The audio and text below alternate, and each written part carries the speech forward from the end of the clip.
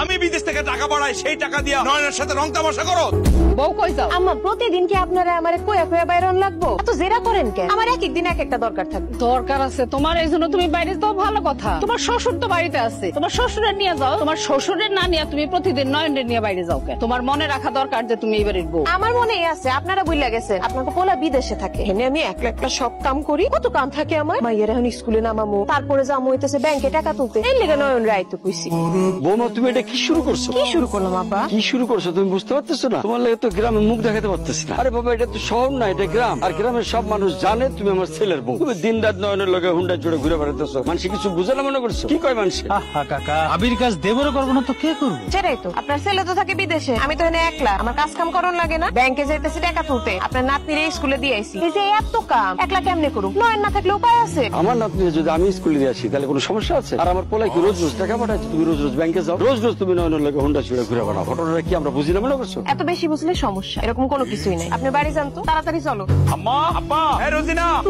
তুমি দেশে কই? আমি তো কিছুই জানি না। আরে আব্বা মা প্রত্যেকটা দিন এমন ভাবে ফোন দেয় আমারে, বিদেশে থাকাটাই তো দায়, সেই জন্য চলে আইছি। নিশ্চয়ই আমার নামে কান পড়া দিয়া তোমার এখানে তাড়াতাড়ি আনাইছে। তোমার নামে কান পড়া দেবো কে? যেটা সত্য সেটা কইছি। ভাজান রে, এক চুলো মিথ্যা কথা কইলি। আম্মা তুমি থামো, তুমি যে কেমন আমার সে ভালো কেউ জানে। আরে আমি তো তোমার জন্য এতদিন বিয়েই করতে পারি না। এলাকার মানুষ সবসময় বলতো এই বাড়িতে বউ নিয়ে আসলে জীবনে বউ ঠিক করবে, সেটাই তো প্রমাণ হইতেছে। তুমি তো দেখি রোজিনারে বাড়ি করা দেওয়ার জন্য পায়তারা করতেছো। ভাজান এটা একটা কি কথা কইলি? আমি তোরে জন্ম দিছি, আমি তোর মা, আমি তোর ভালো চামু না, এটা তুই কইতে পারলি? তোর বউ দেশে যা কইরা বেড়াইতেছে তাতে তো তোর বাপের আর আমার মুখ দেখানো দায় হয়ে গেছে। দেখো মা যা কিছু কইতাছে সব মিথ্যা কথা, আমার এই বাড়ি থেকে তাড়ানোর লেগা কইতাছে। হইছে, তোমরা থামো। আমি যেহেতু চলে আইছি, কোনটা সত্য আর কোনটা মিথ্যা আমি নিজেই বুঝতে পারবো। এইটা একদম উচিত কথা কইছিস, ঠিক কথা কইছিস। এখন নিজের চোখে দেখবি কোনটা সত্য আর কোনটা মিথ্যা। কি অবস্থা সবুজ, কেমন আছো? দেখে আসছেন খুব ভালো হয়েছে। দেশে আসছি খুব ভালো হয়েছে মানে কি? বিদেশে থাকলে কি খারাপ হইতো? বিদেশ থেকে কত কষ্ট করে টাকা কামাই করে, আর হের বউ নয়নের লোকে কেমনে টাকা ভাঙবে? তুমি আর বিদেশ যাইও না, তুমি আমাকে কাছেই থাকো। মারে আমি তো বিদেশে থাকি তোমাকে ভালো লেগে, আমি চাই তোমরা যাতে ভালো থাকো।